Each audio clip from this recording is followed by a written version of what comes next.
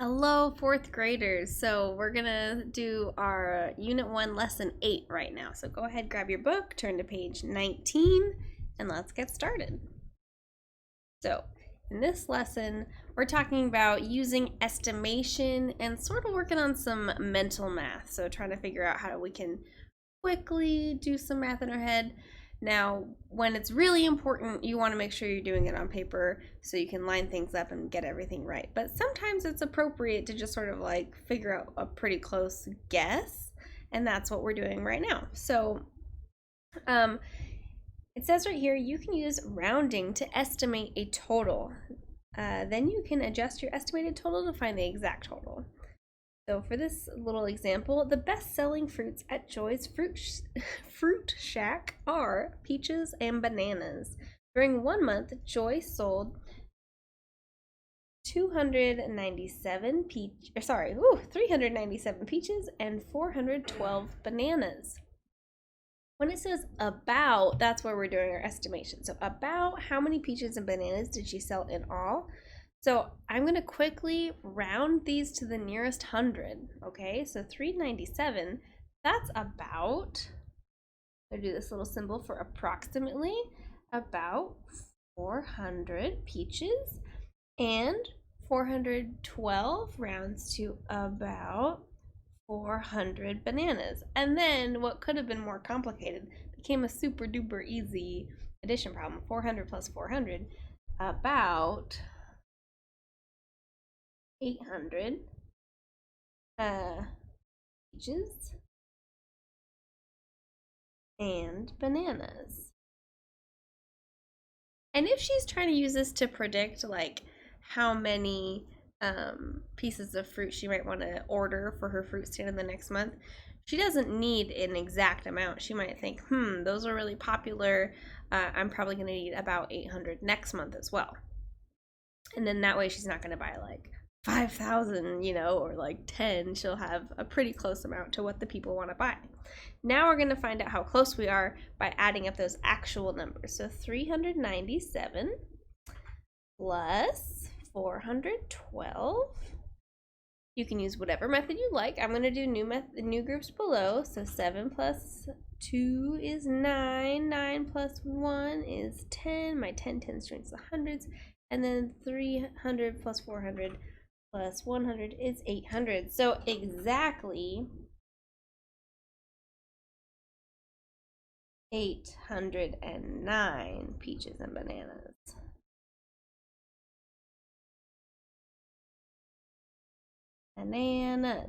So this estimate that we did in just a couple of seconds was only like 9 pieces of fruit off. So that's not bad, right? For some things, that's fine.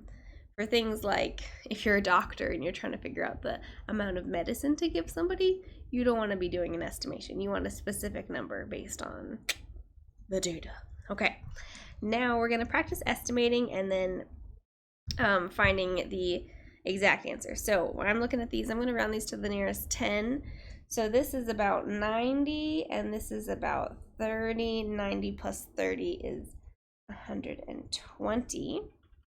Now the real deal, 89 plus 28, 9 plus 8, 17, and then 1, 10 plus 8 tens, 9 tens plus 2 more, 11 tens. So between 120 and 117, that's super close, right?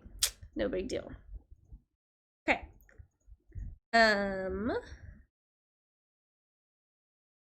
Let's see. Next one. If you're feeling good, go ahead and try this next one. Round to the nearest 10, okay? So we got about 150, and then we got about 100. That's about 250. Easy breezy, right? Now let's do the real deal. 153 plus 98.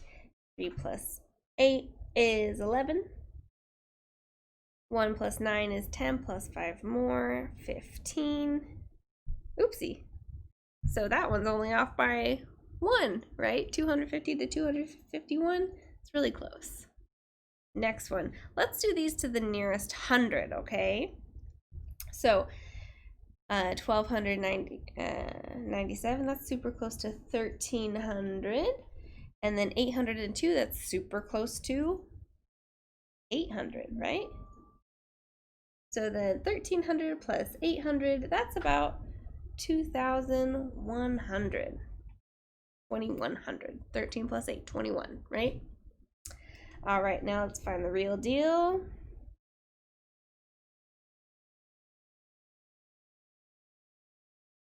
Seven plus 2, 9. 9 plus nothing, 9. 200 plus 800, 1000. And then, we were just off by 1. Look at that. That's pretty good. All right, next one. Let's round these to, let's do the nearest 1,000, okay? So 1,066 to the nearest 1,000. That's just like 1,000. 45,104. That's super close to 45,000. To add those up, you get 46,000, right? And then go ahead and add them up, find out the real number. So 45,104 added to 1,066. And you'll notice I put the bigger number first, and you can do that with addition because of the commutative property where you can have either addend or either partner first. I like to have the larger number on the top for addition problems. It's just a preference. It would be mathematically fine to have the 1,000 on top. That's just what I was into in the moment. Okay, so 4 plus 6 is 10, and then 0 plus 6 plus 1 is 7, and then 100 plus nothing is 100, and then 5,000 plus 1,000 is 6,000, and 40,000 plus nothing. So we were off by 170, which is kind of a lot, but when you're talking about thousands, it's not a huge amount, right? Okay. So next one, Tomas. When it has a little accent above it, you say it like Tomas. Has $100. He wants to buy a $38 camera. He also wants to buy a $49 CD player and 2 CDs that are on sale for $8. How can Tomas figure out whether he has enough money for all 4 items? Does he have enough? Well, we're going to assume in this scenario that he's not paying any taxes, right? So what I'm going to do, the 2 CDs are on sale, 2 for $8, so it's just $8 for both of them. I'm going to just quickly see by rounding up, because if he has, if I assume that everything costs a tiny bit more at that nearest 10 and he still has enough money, then I'll know that he does have enough money. So if I turn 38 to 40, and then if I turn 49 to 50, and then if I turn 8 to 10, and I know all of these numbers are higher than what they actually are, then if that's enough money, then he definitely for sure has enough money. So then I'll add all these up. 40 plus 50 plus 10. Oh, I'm quickly going to go 40 and 10. That's another 50. 50 plus 50 is 100. So how can Tomas figure out whether he has enough money for all 4 items? Does he have enough? So we're going to say he can estimate.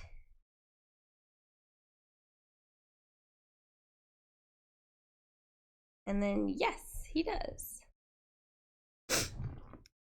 All right, go ahead and turn your page. We're going to look at the back of this page, page 20.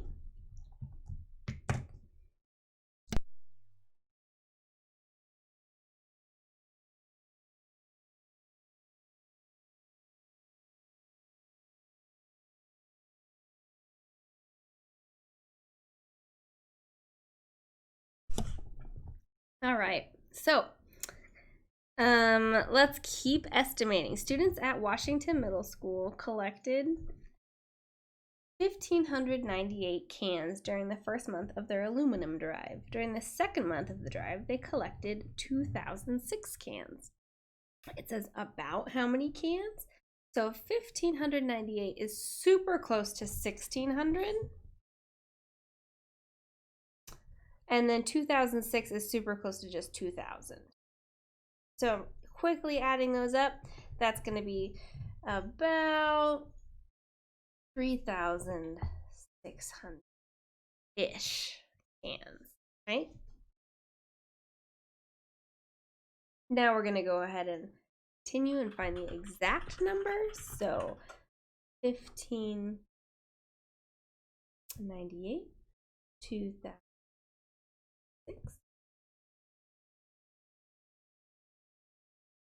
8 plus 6, 14. 9 plus 1, 10. 1 plus 5, 6. And 3. So 3,604. We were only off by a couple.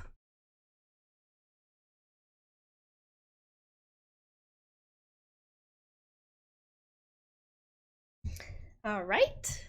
Now we're going to jump into talking about mental math. Now, mental math is not something that you need to stress about until you're really comfortable doing math on paper, but once you're there, it's pretty helpful. It's a useful tool. So we're going to line these numbers up vertically. 243, 274, 252, 231. What we're going to do is we're going to try to use that strategy of making a 10 as we're looking at these numbers. So I'm seeing a 3 and a 4, 7, right? And a 2 and a 1, that's a 3. So 7 and 3 is 10. Another thing you could have done is go for 5s, right? So 3 plus 2 is 5, 4 plus 1 is 5. Either way, you're making a quick 10. Then we have 1 plus 4, that's another 5. 5. This is a 5, right? So that's one group of 10 tens. And then we have this 7 and that 3, that's a second group of 10 tens. So we could go boom here and then 200. And then here we have 1, 2, 3, 4, 5 2s. What's 5 times 2? 10. Exactly. Whew, wasn't that easy? So what we did there was we looked for ways to make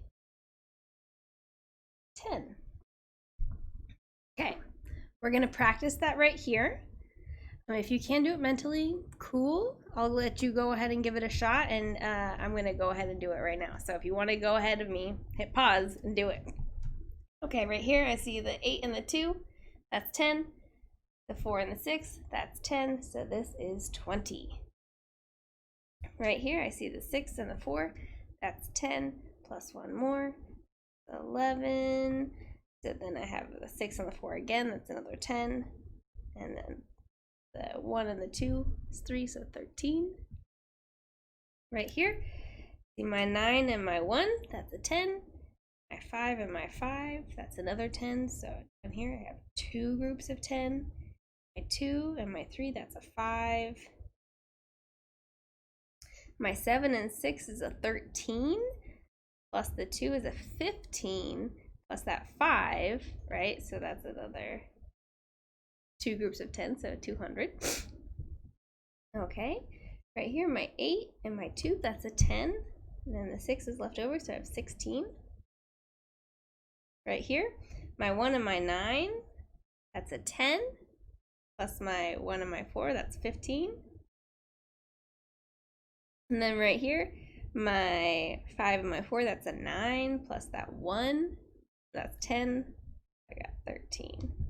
Last one, here we go. Okay, my 8 and my 2, that's a 10. 7 and 5 is 12, so we're at 22. My 2 and my 8 is a 10, plus my 4 and my 6 is another 10. And I have 2.